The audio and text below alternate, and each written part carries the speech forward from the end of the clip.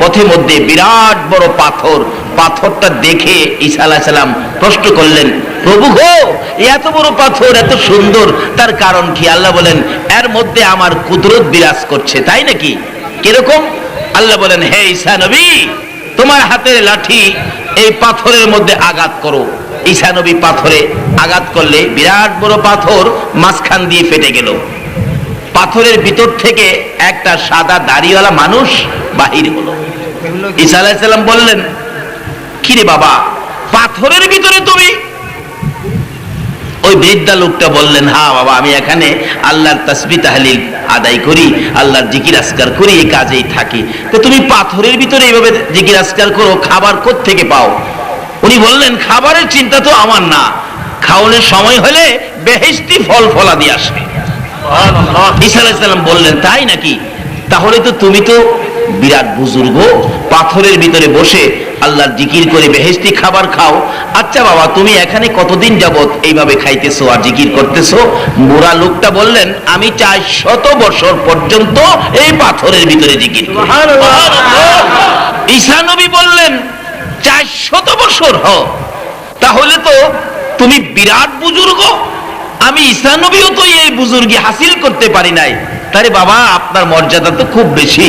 ওই বুড়া লোকটা হাসে আর বলে, ও ঈসা নবী, শোনো, আমার আর কত বুজুর্গি দেখছো? এমন একজন নবী আসতেছে যিনি শেষ নবী, আখিরি নবী। ওই নবীর উম্মত যারা হবে তাদের জন্য এমন একটা রাত্র আছে, যেই রাত্রে এক রাত্রে ইবাদতের বিনিময় আমি বুড়ার 400 বছরের চাইতে বেশি নেকি তারা এক রাত্রে পাওয়া যাবে। সেই রাত্রটাই হলো লাইলাতুল মুবারক, যেটা বরাতের রাত্র বলা হয়। আল্লাহু আকবার বলুন। ঈসা নবী কয়, এই বুজুর্গের চাইতে বলে এক রাত্রে 400 বছরের বুজুর্গি নিব, তাইলে তো আমার এই নবী ওই পাওয়া দরকার। আপনারা যে নবীর উম্মত হয়ে শেষ রাত্রে বসেছেন, শেষ নবীর উম্মত। আসলে কথা আছে, যার শেষ ভালো তার সব ভালো। ঈসা নবীর মতো নবী শেষ নবীর উম্মত হতে চায় নবুয়তি ছেড়ে দিয়ে। আল্লাহ রাব্বুল আলামিন বলেন, ঈসা কি বলতে চাস প্রভু গো? যেই নবীর উম্মত এক রাত্রে ইবাদত করে এই 400 বছরের বুজুর্গের চাইতে বেশি নেকি পাইবো, আমার এই নবীর উম্মত বানাও।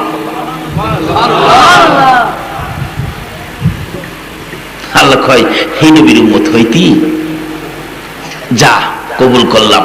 আকাশে উঠায় নিয়ে গেলেন। একদিন আসবে পৃথিবীতে সেই নবীর উম্মত হইয়া, ঈসা মিয়া হইয়া, ঈসা নবী হইয়া না। যেদিন আসবে পৃথিবীতে কানা দাজ্জাল নামে একটা জালিম আসবে, যার কপালে লেখা থাকবে কাফের, একটা চোখ থাকবে অন্ধ, এক হাতে থাকবে জান্নাত, আরেক হাতে থাকবে জাহান্নাম। আপনাদের কাছে এসে বলবেন, আমাকে খোদা মানো, তাইলে জান্নাতে দেব, আর খোদা না মানলে জাহান্নামে দেব। অথচ দেখবেন জাহান্নাম, ভিতরে ঢুকাইলে গিয়া দেখবেন জান্নাতের শান্তি। দেখতে জাহান্নাম, যেটা জান্নাত দেখবেন ভিতরে জাহান্নাম। এইভাবে সে ঘুরতে থাকবো। যারা দেখে, যারা নগদের পাগল, হেরা কইবেন সর্বনাশ, জান্নাত পামু আপনারে খোদা মানলে, তাই তো আপনিই খোদা, গারো দইরা জান্নাতে দিব, জাহান্নামের শাস্তি ভোগ করতে থাকবো। আর যারা হেরে খোদা মানবে না, তারে আমার নবী বলে গেছেন, করাত লাগাইবো মাঝখানে, করাত দিয়া 2 ভাগ করে ফেলবে, আবার একত্রিত করবে, জিন্দা হয়ে যাবেন, কিন্তু আর করাতে ধরবে না। এরকম ঘটনা ঘটতে থাকবে দাজ্জাল আসলে। কিন্তু দাজ্জালকে গুলি করে মারা যাবে না, বোমা মেরে মারা যাবে না, কোনো অস্ত্র তখন দাজ্জালের উপর ব্যবহার খাটবে না। কিন্তু হযরত ঈসা আলাইহিস সালাম এখন যেই আকাশের মধ্যে আছেন, ইনি আসবেন দাজ্জালের সাথে যুদ্ধ করার জন্য ঈসা মিয়া হইয়া। ইমাম মেহেদী আলাইহিস সালাম মসজিদের নববীর ইমাম থাকবেন। আসরের নামাজের সময় ওই 2 জন ফেরেশতার কাঁধে ভর দিয়ে ওই ঈসা মিয়া দুনিয়াতে নামবেন দাজ্জালের সাথে যুদ্ধ করার জন্য। কোন পাহাড়ে গিয়ে ধরা পড়বে, দাজ্জাল মারা যাবে, এটাও আমার নবী কিতাবে উল্লেখ করে গেছে। জোরে কোন সুবহানাল্লাহ। মসজিদের নববীর মিনারার উপরে নামায়া দিবেন ফেরেশতারা। ইমাম মেহেদী আলাইহিস সালাম নামাজ পড়ায়া বাহির হবেন, কে যেন খবর দিবেন আপনার মেহমান আসছে।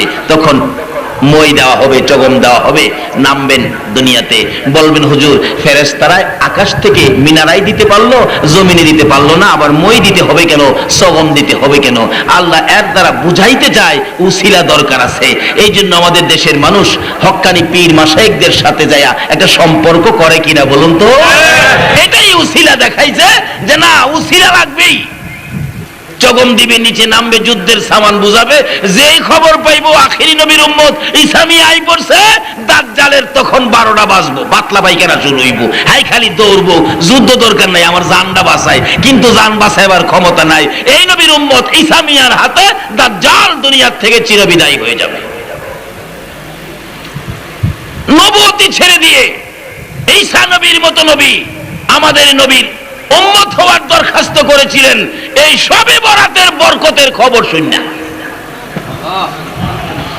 এক রাত্রে 400 বছরের চাইতে বেশি নেকি।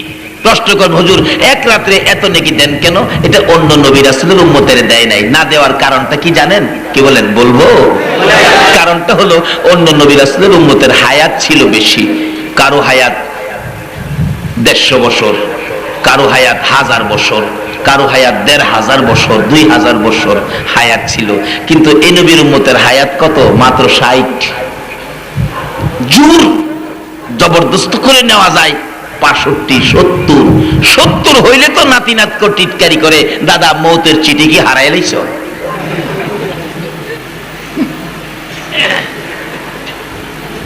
আমার আল্লাহ কয় বন্ধু গো, তোমার উম্মতের তো হায়াত কম কিন্তু বরকত তো বেশি। অন্য নবীর উম্মতেরা 2000 বছর হায়াত পায়া নেকি কামাইছে, আর আপনি নবীর উম্মতের হায়াত কম, নেকি তো বেশি কামাইতে পারবে না। তাইলে আমি বিশেষ কিছু রাত্র আপনার উম্মতের জন্য বাজেট দিলাম, ধরে কন্যা যেমন দিল লাইলাতুল বরাত, লাইলাতুল মুবারাকা, বরকতময় রাত্র, মুবারকময় রাত্র।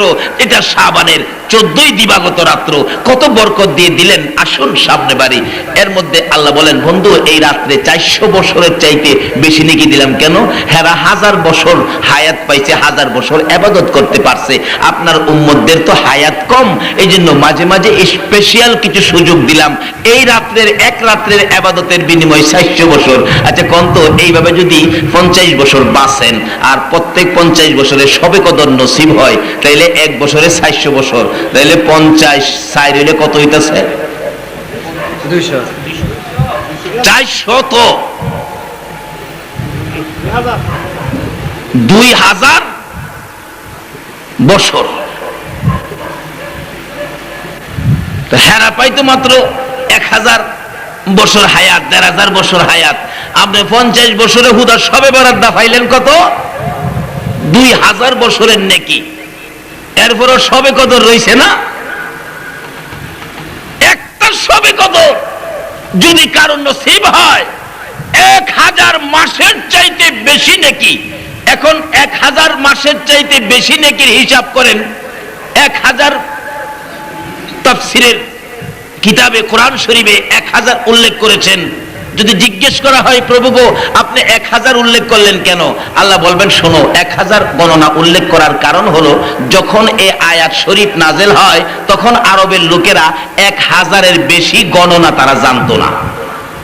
এমন একটা যুগ ছিল না আমাদের দেশে, কোন কোন মানুষ 20-র বেশি গণনা জানতো না। 1 কোটি 2 কোটি এরকম গণতো। আচ্ছা 1 কোটি 2 কোটি যিনি জানে তার কাছে যদি 1 লক্ষ হিসাব দেন, হ্যাঁ বুঝবো?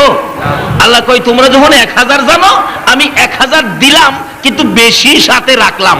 যদি কোনোদিন পৃথিবীর বিজ্ঞান 1 লক্ষ আবিষ্কার করে তাহলে তোমরা ধরে রাখবে এই সবে কদরের বরকত 1 লক্ষ মাসের চাইতেও আরো বেশি। সুবহানাল্লাহ। যদি 1 কোটি আবিষ্কার করে ধরে রাখবে এই সবে কদরের বরকত 1 কোটি মাসের চাইতেও আরো বেশি। জোরে জোরে কন্যা সুবহানাল্লাহ। কেমন নবী পাইলা গো, কারু সিলাই এত জিনিস আমার আল্লাহ আমাদেরকে বাজেট দিয়েছে, একদিন চিন্তা করলেন না।